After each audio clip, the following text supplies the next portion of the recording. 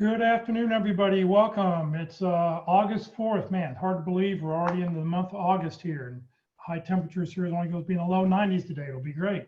Welcome to this LinkedIn session today. For those people who are on Zoom, please, if you have questions, please just put them in the chat box. That way we'll be sure to get to them as Ruth is ready to take them. For those people who are on Facebook, thank you for joining us. So we've got a bunch of people on Facebook already. If you have comments, please be sure to, or you have questions, please be sure to just enter your questions into the comment box. I am monitoring that feed currently. For those people on Zoom, there's a couple different ways to view things. Hopefully that you're in the speaker view right now, meaning that you've got the PowerPoint on one side and a picture of me on the other. The other option is to use the gallery views like you see in the lower right-hand side, but we encourage you to just use the lower left-hand side. And where you see that red arrow at, you can pull that window back and forth. You can slide it back and forth to make the speaker bigger and smaller, just depending on whatever's convenient for you on your desktop. Please note this event is being recorded and is currently live on Facebook. The recording will be on the Career DFW Facebook page and on the Career USA YouTube channels for others to view in the future. By participating in this event, and if you post a comment in the chat box or have your microphone or camera on, you give consent for your name, comments, and picture to appear. Well, good afternoon. My name is Jeff Morris. I founded Career DFW back in 2008 to help the unemployed in DFW area. In 2012, I started CareerUSA.org after a visit to the White House and finding that nobody else was doing something like Career DFW in the country. I facilitate and lead the North Dallas Plano Career Focus Group. I've been doing that since 2007. And I'll tell you more about what our subject will be this Friday later in this, at the end of this presentation. And I am a member of the practice interview team, and I've been doing that since 2017. We have three great speakers who talk to us or who tell us their point of view on LinkedIn every week. Locke Alderson, Terry Sullivan, and Ruth Lipsky. Each of them have years of experience on using LinkedIn. They all have a slightly different view on how to use LinkedIn, and we'll all show you something a little bit different. And every week, all the speakers go and they update their presentation. So what you would have seen 3 or 4 weeks ago will be different than what you see today. So today our speaker is Ruth Lipsky. She's going to talk about special features for job seekers. So Ruth, thank you very much for being with us, and I'll let you take it away. Thank you so much. There are going to be two different presentations that we're going to be talking about today.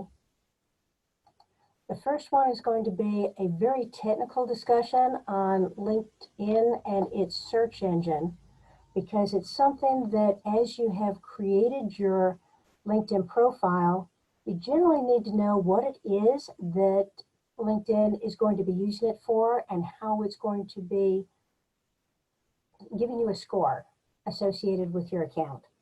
So let's talk about how we do search engine optimization. I'm assuming that you do know about LinkedIn and that you've got a profile. If you're not comfortable with the information that's in here, we'll do this in some of the future weeks, and hopefully you'll be able to follow it a little bit easier when we get that far. So we're going to talk about some of the basics. We're going to talk about what the recruiters see and how they search. We're going to talk about how you're going to maximize some of the features that you have in your profile already. We'll talk about adding some additional sections and posting some activity. One of the things you do need to remember why we're doing this at all. Most of the time, a company is able to hire off of its website. So when you go on to the career section of a company website, about half of all jobs are going to be coming through into a hiring position from that. Highly geared toward the lower level of an organization. So this is where you're going to find your entry-level jobs. You're going to find jobs that turn over quite a bit. Referrals come in from employees, and for most companies, that's going to be a strong source of first look. If a referral comes from a company, from an employee in the company, the recruiting department is going to take a little bit closer look at them on the assumption that they know about the culture, about the company, about the products. Recruiters in this case are outside recruiters or headhunters. Headhunters still have a part of the business, although it's not nearly as big as it used to be. And LinkedIn, take a look at this. Over a third of all jobs that a company offers to people come from a recruiter going out onto LinkedIn and finding people who have the right skills, are in the right geographic area, have the right titles, and they're offered an invitation to apply for a job, invited in for interviews. That's a huge part of where you're going to be finding some sources in order to get your next job. And on LinkedIn, you've got two goals. The first of them is to do a search engine optimization so that LinkedIn Recruiter can find you. And the second is to ensure that you've got a welcoming LinkedIn profile altogether. It's got to be easy to read. It's got to have all of the components that one would expect to have, everything that would be your online resume.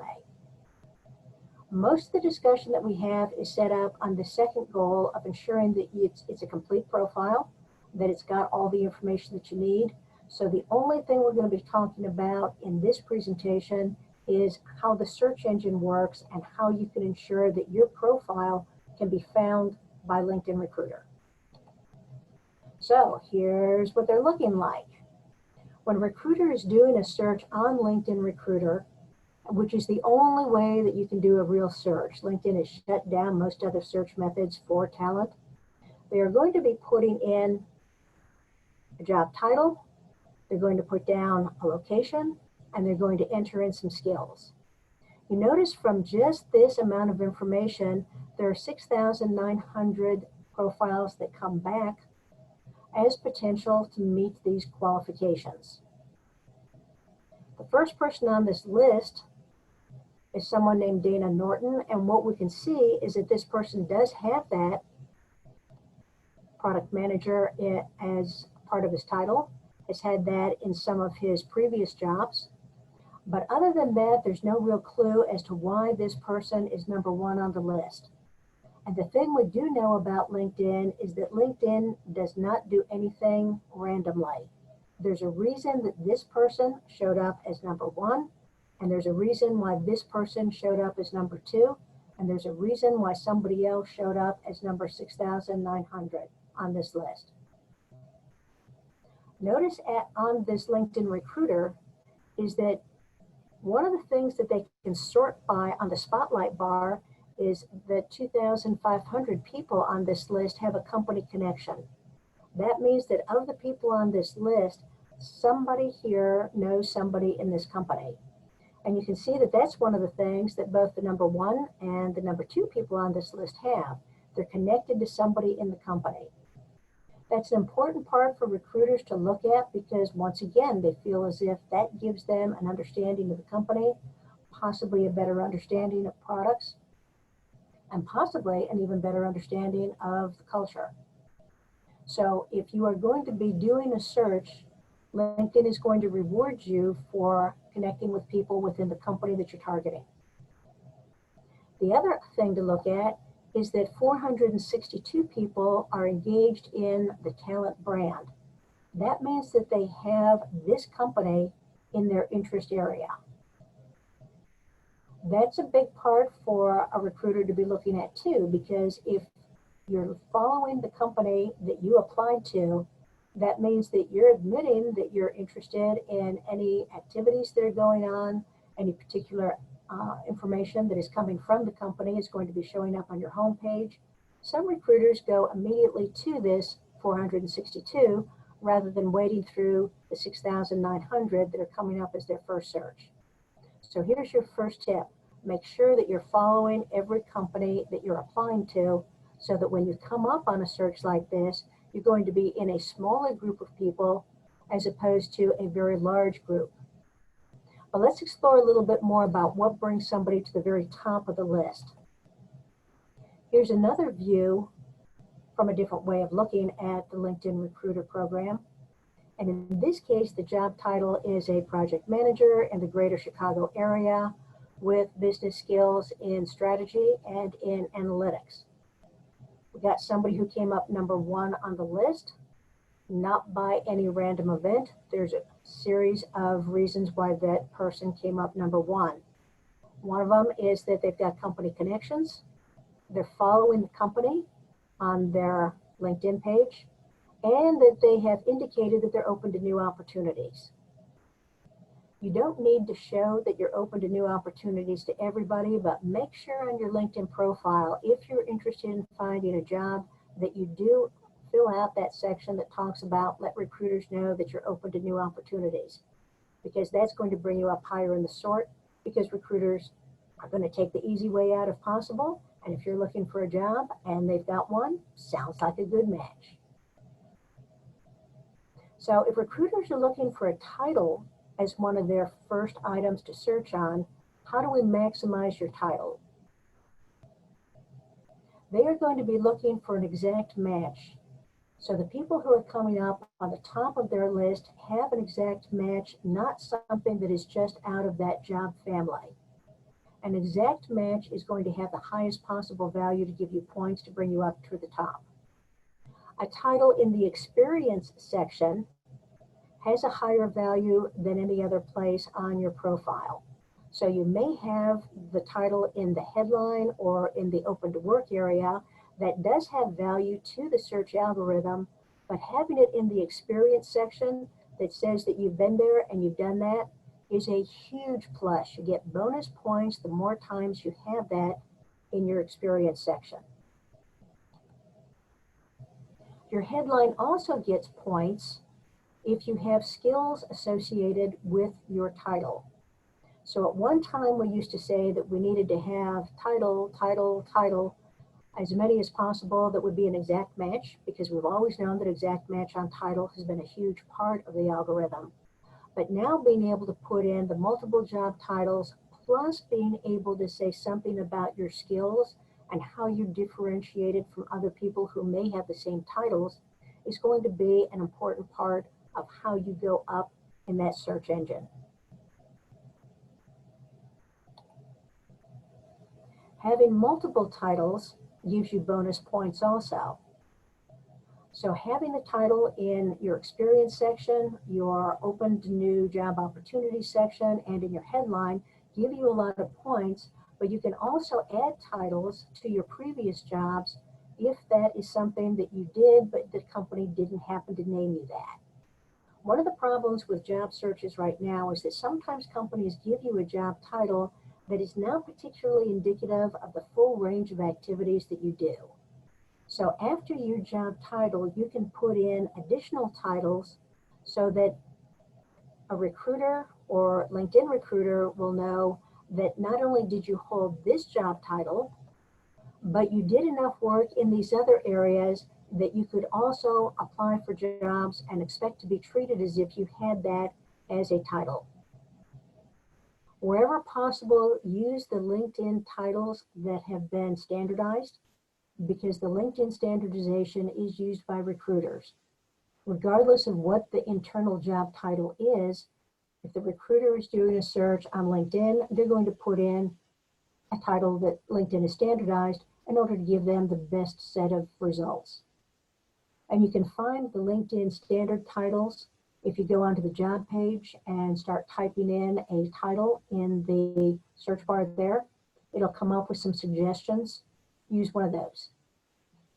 Or use the ones that are on your profile page where you're putting in the information on the 5 job titles that you're most interested in the let recruiters know you're open to new opportunities. Those are all standardized also. Now for that headline title, if you're concerned about how you're going to create something that is going to be interesting to a recruiter and is going to be viewed positively on LinkedIn, here's a way to do it. You can start off with an adjective that's going to be an easy way to describe who you are and what you're doing. You can add a title or 2 titles. Titles are normally going to be separated by a pipe, the straight up and down thing above the enter key.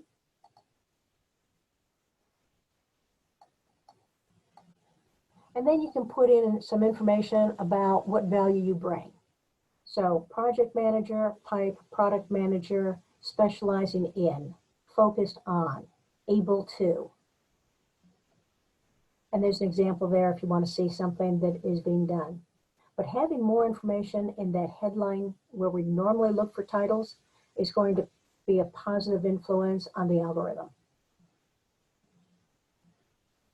One of the things to remember on this is that if you don't have the activity that you're really looking for after 2 months of setting your LinkedIn profile up, then you need to go back and change some aspects of it because it's not bringing in the recruiters, it's not bringing in the hiring managers. You need to change it.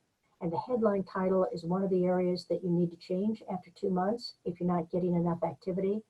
The other area that you change is generally the first paragraph of your about section, because it may mean that you're not indicating closely enough what it is that you do and how you can add value to a new company.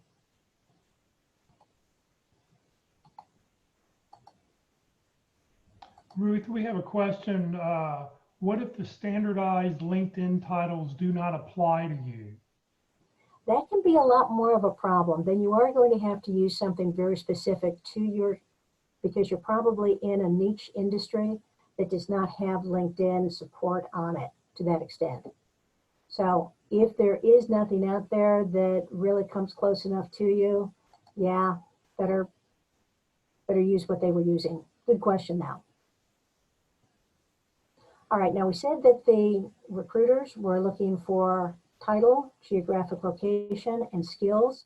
Geographic location, by the way, you're always better off if you have a metropolitan area. So if you are in, say, the Dallas-Fort Worth area, instead of putting Dallas as your location, you can put the Dallas-Fort Worth Metroplex and you'll come up higher on the search engine. It didn't used to be that way, but it was a change that was made just a couple months ago, it seems. And metropolitan areas come up higher. Thought you needed to know. Maximizing your skills. So let's find out how we get the skills to the value that's going to put you to the top of the list. You're going to use keywords that pertain to your job.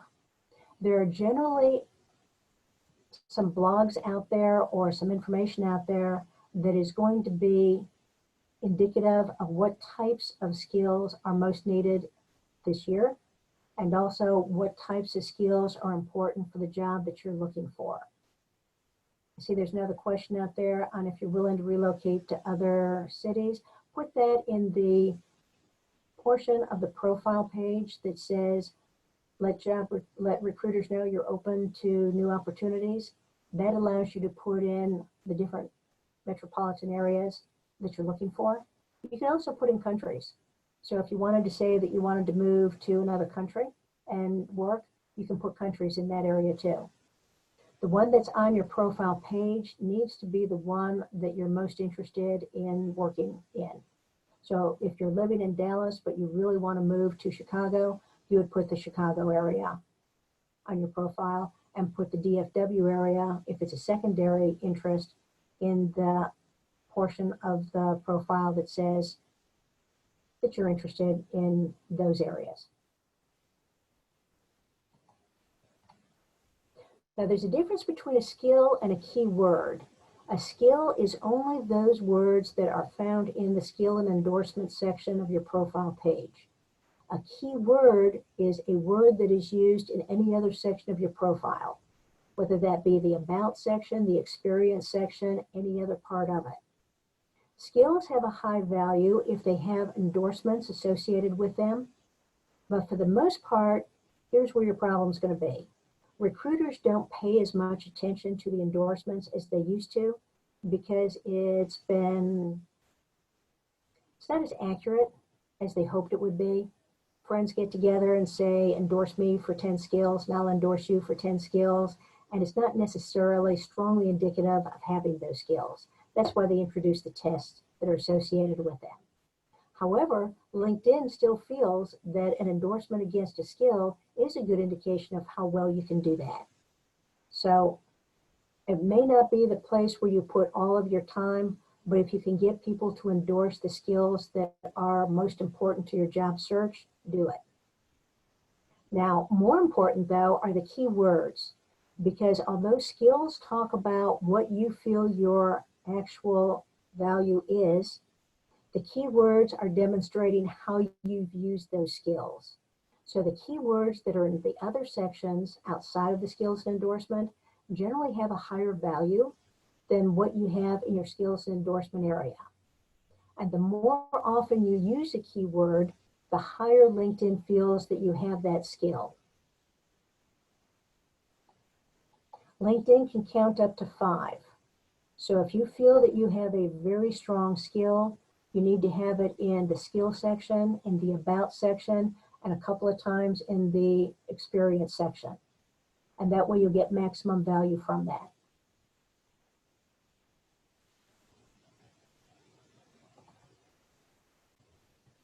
There are other sections that LinkedIn wants you to be using. For the most part, you're going to be putting your resume into LinkedIn, and it's pretty obvious where all of that goes. But there are other sections of LinkedIn that you can add by using the blue Add Profile section at the top of your profile page. You do need to be an AllStar, so that's going to be one of your basics.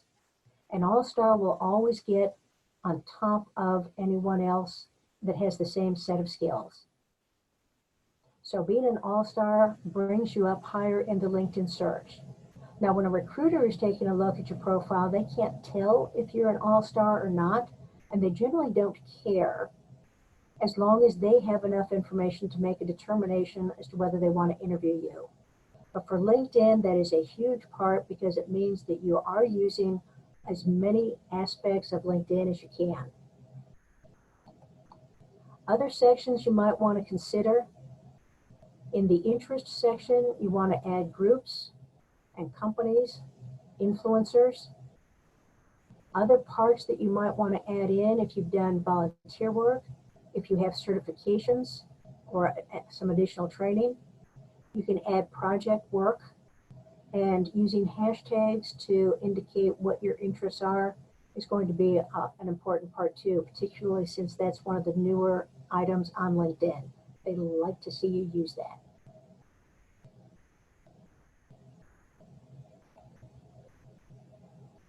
On the Home tab, pay attention to what people are saying and start participating on the Home tab, because that's where you're going to see activities and postings and notes on what's happening in the business, what's happening in the industry, what thoughts are from other people that you might be associated with. So on the Home tab, there are articles, there are comments on this page. You're going to want to comment, you're going to want to share, you're going to post new material at least once a week. LinkedIn does keep track of how often you work on LinkedIn, how often you're using LinkedIn, and once a week at least you should be doing something to hit the enter key so that you can reset that button that says that you're active. The activities on that page are going to vary though. If you like an article, that's not going to give you much of a point value at all. In fact, there's some discussions now as to whether it gives you any point value towards the value of your LinkedIn profile. Writing a comment on somebody else's post is going to get you some points, and that's a good thing to be able to do if you're not familiar with that Home tab, if you're not familiar with posting. It at least gets you into that area so that you can see what other people are saying. If you share posts, that's a higher point value towards your LinkedIn profile. But original articles that you write yourself are going to give you significantly more points than any other activity that you have here. And the points are going to go up as more people comment on your article. So if you post a comment or make a statement or ask a question on the Home tab, and you get people into some type of a discussion, sharing information, you should always be able to get more points with the more activity that you have there. And by the way, LinkedIn says that they look at every single post that's made onto LinkedIn. And if they think that you're moving outside of a professional type of dialogue, they'll take that down. What types of things to post? Original content is definitely preferred. It does need to be business related. LinkedIn will track the responses and it'll give you the response on your dashboard right by your activity section, and it'll tell you how many people have looked at your post. In order to keep the conversation going, it's generally best that you reply to the people who make comments on your post, even if it's a thank you for letting me know, I appreciate it, or I'm glad you agree. Any of those is considered to be a comment and a post, and that keeps those going. Connections, LinkedIn stops counting network connections at 500 because they don't want this to be a game and they don't want this to be a competition, but they do want you to be connecting with people who are in your industry or who have similar jobs to you. So the recommendation from LinkedIn is that you try and get up to 1,000 because one of the tiebreakers on this search is the number of connections that you have. And the more connections you have, the more likely it is that you know somebody at a company that is looking at your profile.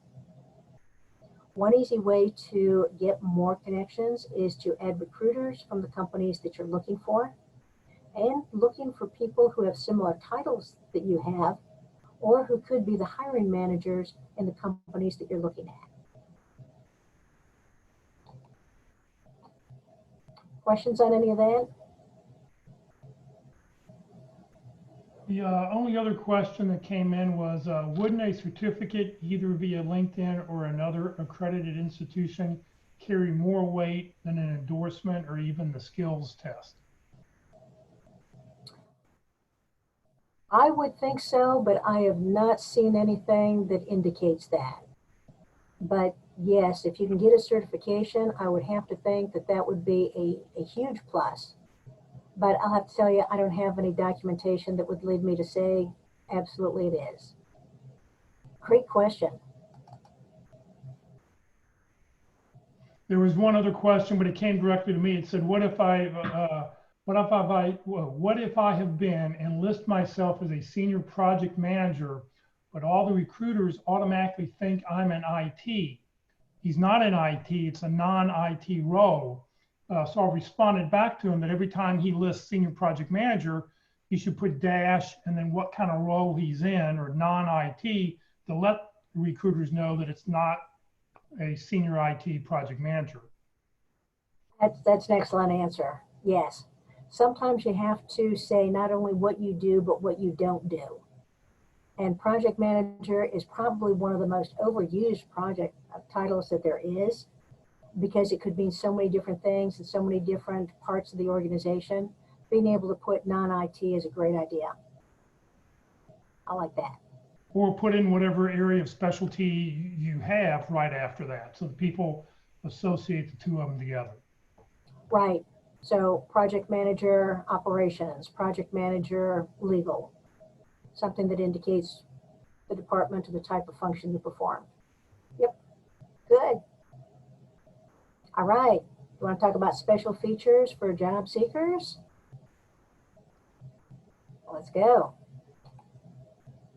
We're going to talk about 4 things that LinkedIn has added into its bag of tricks that are going to help you find a new job or help you at least network so that you can find the people that you want to be talking to. And we'll go through this and I'll switch over to my profile so that we can see this in action, because sometimes it's easier to see it in an actual LinkedIn profile rather than going through a whole bunch of slides.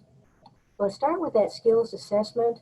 As we said earlier, recruiters are somewhat concerned about the endorsements associated with skills because it has not been a particularly strong indication of value. So in September last year, they created a series of tests and assessments that allow you to prove that you've got the skills. They've got 3 categories that they're looking at. You can have technical skills, business skills, or design skills, and they have tests associated with those types of activities. Early results from LinkedIn are showing that if you have taken any of those tests and passed it and show it on your profile, and it's part of your job that you're applying for as one of their skill sets, you're more likely to get hired because the recruiters feel more comfortable that you really do have that skill. So what is it? Normally 15 to 20 questions. They are multiple choice, and they're going to cover as many of the different sub-skills within that category as possible. This is a timed test. It must be completed in one session, and it's fast enough that you can't go out and Google the answer in case you get stuck on something. You have to have a 70 or better in order to be given a passing grade. And if you're given a passing grade, then you're awarded a badge. And the badge you can add on to the skill set, and it looks kind of like a clipboard with a check mark on it. Being able to place that on indicates that you've taken a test, you've passed it, and it indicates that you've got a strong knowledge of that particular activity. You can retake a test, but you can only retake it once, and you have to wait 3 months before you retake the test. After that, it's not available to you. They're talking about having it available after a year, but at this time that doesn't exist, probably because we haven't reached the year point on it. The technical skills are all going to be, guess what? Technical.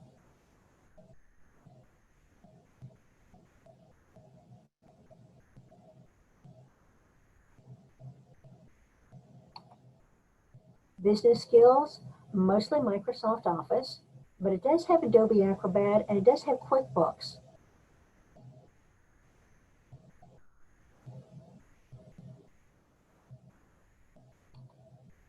And then the design skills.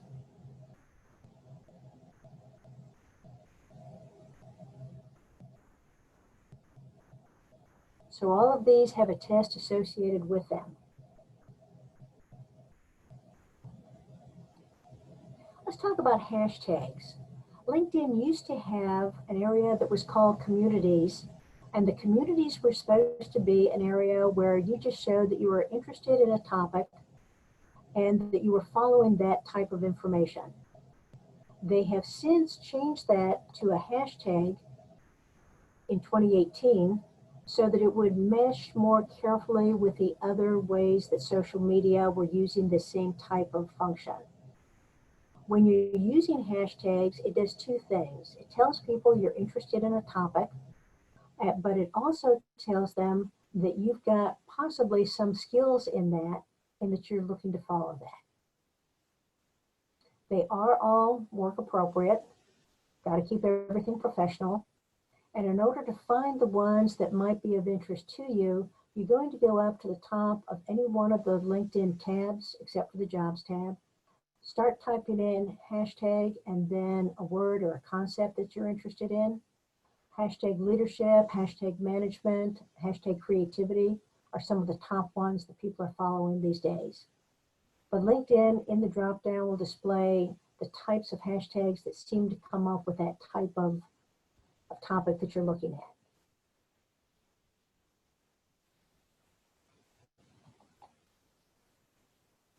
Now, where you're putting the hashtags is going to be important because the hashtags can be placed in your posts so that when you're on the home page and you are making comments or you are starting your own post, you can put in some hashtags, and that's going to connect your post with everybody who follows that hashtag, not just everybody who's in your network.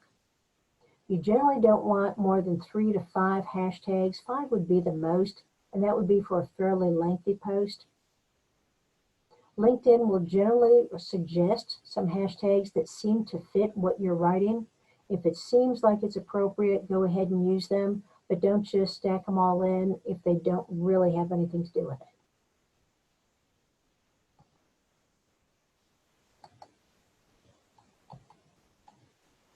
In your profile page, you're going to want to put some of the hashtags in your profile, the About section. because that's going to be a summary of what you were talking about or what you feel your skill was for that area. Never put it in that headline area, the titles that are right underneath your name. It really messes up the recruiter search and you become invisible. Hashtags are effective, they're useful, but don't use them too often because it looks as if you've just gone off on a bend and are using them for the sake of it. If you want, at the end of the About section, you can put hashtag ONO because that means open to new opportunities.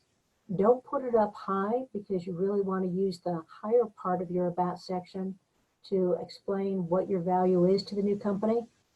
Put it at the very bottom to indicate that you're interested in new opportunities, although you should also have that job opportunity section open that's toward the top of your profile.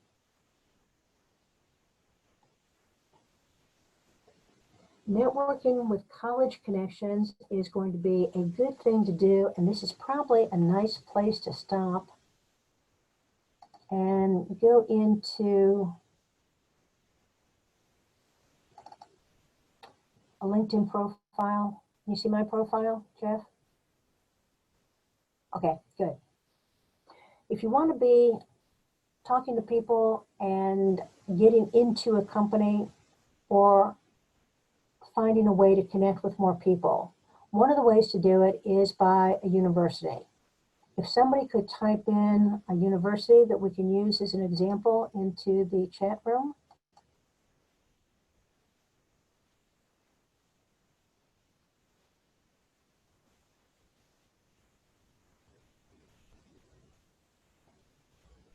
Drexel. So as you type in Drexel, you'll see that Drexel University comes up as a school. You're going to click on that in order to go to the home page. If you attended Drexel University and you have that on your LinkedIn page, then you won't see the follow button. It'll automatically put into your education system. If you like Drexel University, if you have a relative who went to Drexel University, you're certainly allowed to follow the university even if you didn't attend it. What we're going to do is we're going to go down to the alumni section here. And when you click on alumni, you're going to see that there are 118,460 people who have graduated from Drexel in the last 120 years and have a LinkedIn profile. One of the things they're going to tell you immediately is where they live and where they work. So let's hit show more. If you went to Drexel and you have some type of a commitment to them, you either graduated from them or you're supporting them in some way with your children, you can come down and you can say, I'm interested in working at Johnson & Johnson. There are 367 people who work at Johnson & Johnson who graduated at Drexel. If you click on that, you'll be able to see the titles for those people underneath. Now that's way too many to be working with at this time, so let's go into the next. And it gives you what they do. This is the department that these people work at this company. So if you're interested in getting into the sales department, let's take a look at the 19 people who are in sales at Johnson & Johnson who went to Drexel. 19 is enough that you can go through and take a look at each person's tile information, see if you want to learn a little bit more from them, and then connect with them. Don't use this white connect button because that will send a note to them without you being able to personalize it. Go into their profile by clicking on their face or their name, and then you'll be able to find the blue connect button that will always allow you to be able to personalize. If you're looking at universities, they will tell you when they graduated too. Some people still have that in their profile, so that when you send a connect notice to them, you can say something about, I also went to Drexel University during the time frame that you were there. Johnson & Johnson is a company that I'm interested in. Would love to learn more about how you like it there. Whatever your networking is on LinkedIn, being able to preface it by saying that you've got something in common with this person already makes it more readable and makes it more interesting for them. You have a better chance of connecting with them. If you're not as interested with finding a particular company, then we can take a look and say, is there anybody here in the Dallas-Fort Worth area? It doesn't go down that far, so let's ask if there's anybody in Dallas. And here it brings up there are 690 people in the Dallas-Fort Worth area. Let's see what those folks are doing. Here's where those people work. Another way to be able to get into a company fairly quickly. Going to the next button, it's going to tell you what departments those people work in, what types of studies they did. If you hit next again, it will also tell you what skills they have in their skills and endorsement area and how you're connected. So you may not know that you already have some connections within the DFW area. It may be that this is the point where you want to put in the company name and see if you can find people. But indicating that you've got something in common with someone when you're sending the connection notice is going to be a strong way to start a conversation and to be able to get a connection request approved. Does that make sense? Okay. Now let's go back and take a look at a company. Is there any company that anybody wants to take a look at more closely? Lucian.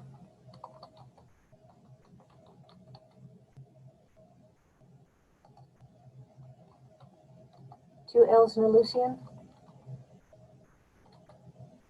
All right. Higher education.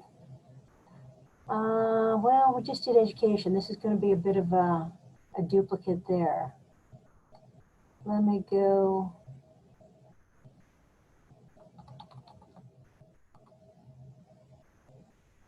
Let's try Kantar, because that came up in the chat also. Find the company. Here we go to the home page. Once again, if you're interested in a company, if it's part of your marketing plan, you always need to be following them. That's where you're going to find the follow button. Now, instead of alumni, we're just going to find people. And there are 34,375 active employees at Kantar right now. I'm going to take a little bit closer look at them. International companies are always more interesting. Do any of them have Dallas employees? 25 people in the DFW area work for Kantar. It'll show you, once again, where they studied, if that's going to be a connection for you, or going into the next area, what department they work in. And these are all fairly small areas. So if you wanted to say interested in business development, you can take a look at those 6. See what's happening on the next again. If you've got some connections already, you can take a look and see who those people are. There they are. But if you're trying to connect with other people, you're probably not going to be as interested with people you know. You're going to be looking for people who might be in the department that you want to be in. So if you wanted to be in the education department,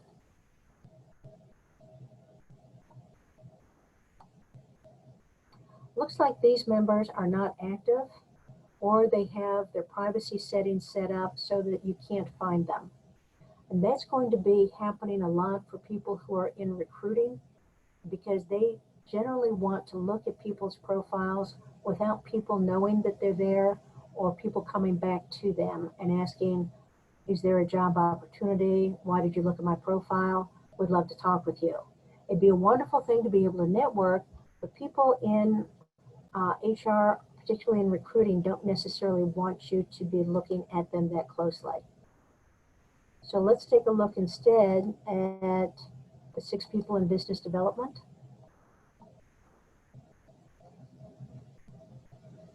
A little bit more information on titles, at least, being able to take a look at them in more detail is up to you as to what type of title you're going to be looking for, what type of connection you think is going to be most beneficial for you. Okay, and all that? All right, there are a couple questions that came up.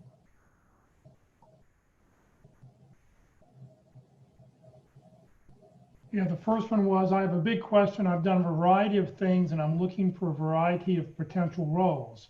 I customize my resume for each position, but I can't create multiple LinkedIn profiles. How should I handle this? That's a good question, and LinkedIn does not allow you to have multiple profiles, but it does allow you to put some of the key items in your headline area, and in your open to work area, you might want to put a couple different titles there. The key part of your search, though, is going to be in your about section. The about section is the largest area of LinkedIn. It's got 2,000 characters to it. You would want to have a paragraph for each one of the job titles that you're going to be looking for that talk about why you have those skills and what you've done that would make you of interest to a new company. Okay. And at some point, you may need to streamline down your search so that you're just looking for 2 or 3. That's generally an easier way to do it, and you're going to be using the space a little bit more wisely. Okay. Somebody asked, is it recommended to put U.S. citizen in your about section? Not in your about section, but in your skills section. So if you're going down into your skills, you don't want to be putting something in your about section that might not be. You would just put U.S. citizen and then click the add button. Or if you had a visa, you could put your type of visa, the H-1B visa here. But having it in this section is going to be stronger than putting it in the about section. Most recruiters in the United States are going to assume that you have a degree, a U.S. citizenship, unless you graduated from a school that's outside of the United States, and then it's good to put it in the skills section where they're going to be looking for it. Okay. Lily asked, if I've already indicated to recruiters that I'm open to new positions, why do I also need to add #ONO at the bottom of my about section? You don't need to. If you've got it up here where you're indicating that you're open to work, you don't need to put the #ONO there. Okay. Regarding connection invites, what if they don't respond in a timely manner? Should you withdraw the invite at some point? If so, after how long? If they don't, let's take a look at that. Going into the network tab, you're able to manage your invitations and you can take a look at what you sent. If they have not responded to you, then you can withdraw, but you cannot resend or try and reconnect for 3 weeks after you've withdrawn an invitation. So leave it out there for a while, if for at least a week. If it's a higher level person, allow 2 weeks because they normally have inboxes that are a little bit tougher to get through. If not, then you can withdraw it and then you can send a different message for your next invitation. Or you can find somebody else who might be a better way to connect. Because some people just aren't going to connect. They're just not as comfortable on LinkedIn. Right. All right, if anybody else has any questions, please put them in the comment box or add them in the group chat box, and we'll be glad to ask. One new feature I know that it's not on the desktop version, but supposedly it's on the cell phone version, is that if you have a name that's hard to pronounce, supposedly you can now add up to a 10-second audio clip to let people know how you pronounce your name. And I think that's really a cool thing for those people who, if your name's bigger than, more than John Smith, it makes it easy for people to see. Donald asked, how important is it to include a photo? Very. When a recruiter is taking a look at all of the people who came up high on their list, they are much more likely to click on someone who has a photo because it indicates that it's a more completely filled out profile, and that's what they're looking at. And you have to have it to become an all-star. And if you're not all-star status, you won't be at the top of the list. You're falling lower on their algorithm. Absolutely. Right. And make sure you get a good pic. I mean, you want a nice looking picture. You want a picture with nothing in the background. You don't want a hand on your shoulder. You don't want, cropping a family photo and getting it down to just you. Try to get a decent photo taken.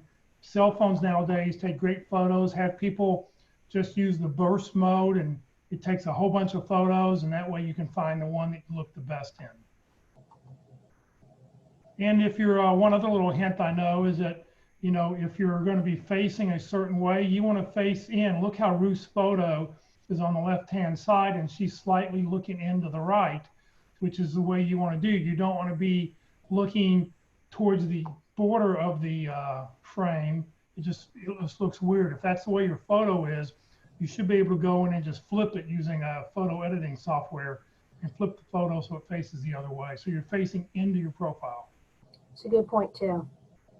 All right, there's another comment that came up that said that someone took a test for one of the programming languages, failed the test. They did not tell what the actual score was and did not tell what questions you missed. The reason they're not doing that is because they want to prevent people from putting the test results out on Google so that other people can be looking at what questions there are and what the correct answer is in order for them to cheat on the test. So that's why they're keeping it private on the test questions, the test answers, and the test scores. They do change the one other thing too, if you have the premium version of LinkedIn, you know that you can take LinkedIn Learning. Well, LinkedIn Learning is lynda.com. It's the same thing. If you have a public library card, as I do for the City of Dallas, I can go to the City of Dallas Public Library on their website, and I can log into lynda.com and take the exact same training that I would be paying for if I had LinkedIn Premium, take the training, and then go take the test afterwards. So, you don't have to be paying at $30 a month for the premium version just to get LinkedIn Learning when you have lynda.com at your public library. Okay, and one of the other questions was an Excel user who is now a power user. Any test that would show the different Excel levels? No, not at this time. They're just looking for the power users to indicate that. At some point they might, this is really a test for LinkedIn to have the skill assessment portion. This take a skill quiz, you'll only see that if one of your skills is on the list of test-worthy items. If you don't see this right here in your skills endorsement area, it's because you don't have anything in there that has a test associated with it. And remember, it's the LinkedIn testing, the skills test, it's less than a year old. So they're still sort of adapting, making it, seeing what has to be done to make things better. So don't, it's a fairly new item. There you go. All right. Well, I don't see anything. Let's see here. Is it displayed if you fail the skills test? No, thank heavens. They don't have anything that indicates that you did not pass that. I hope they never do. Yeah. Is LinkedIn resume entirely differently written, or can you cut and paste from your resume into LinkedIn to create your profile? You can start out by cutting and pasting, But as time goes on and you see that the jobs that you're applying for have certain skills or certain phrases associated with them, you're probably going to go back and update the areas. The experience section, you might not change that much, but certainly in your about section, you can be adding additional information to that in order to add the words that you think recruiters are going to be looking for to support the jobs that you've got up in this area. Yeah, so, get your profile, go ahead and get your profile started, and then just type in, if you're a career coach, type in career coach, see who pops up on that first page, look at their profile and go, oh yeah, I've done that too. Let me copy that and put that on my about section. Might as well take who's showing up on the top of the top people and see what keywords they're using to get themselves up there. And you go, oh, I've done that too, or I like the way that's worded. Go adapt and modify your profile to help it.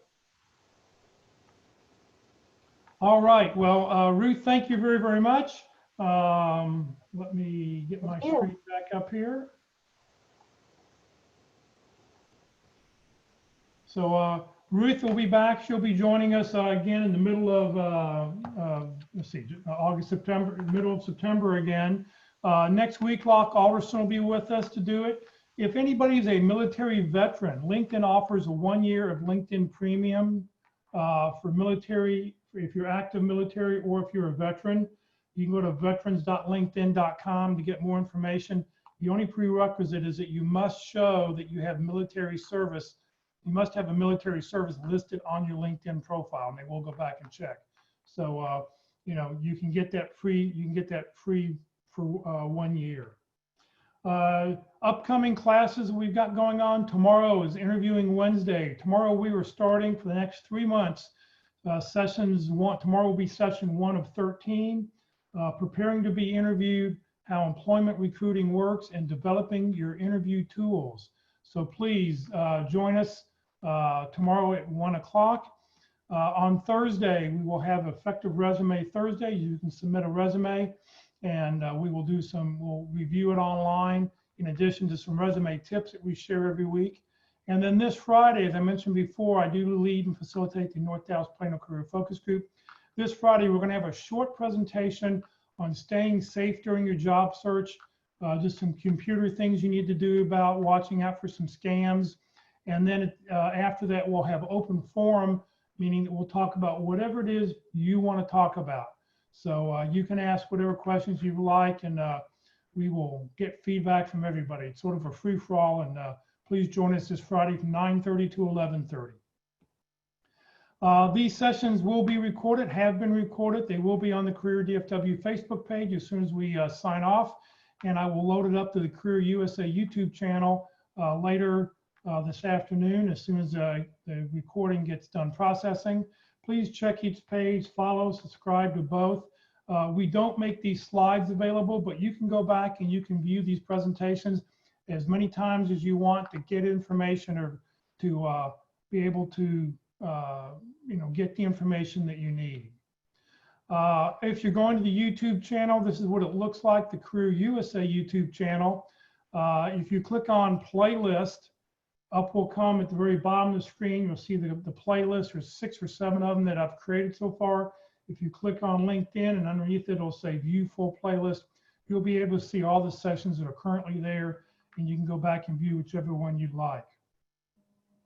So just a reminder, Career DFW is a 501c3 nonprofit organization. We have no full or part-time employees. Everybody is a volunteer. Ruth is a volunteer. I'm a volunteer. I don't get paid to do this. I'm here to help you in your job search. We ask that when you do land your next great opportunity, that you remember who we were and maybe how we helped you a little bit, and you'll consider making a donation at that time. And if your company offers matching donations, please consider, allowing your donation to double in value, and please send us, allow your company to double your donation value. So I want to thank everybody for joining us. Have a great rest of the Tuesday afternoon, and hopefully we'll see you later in the week.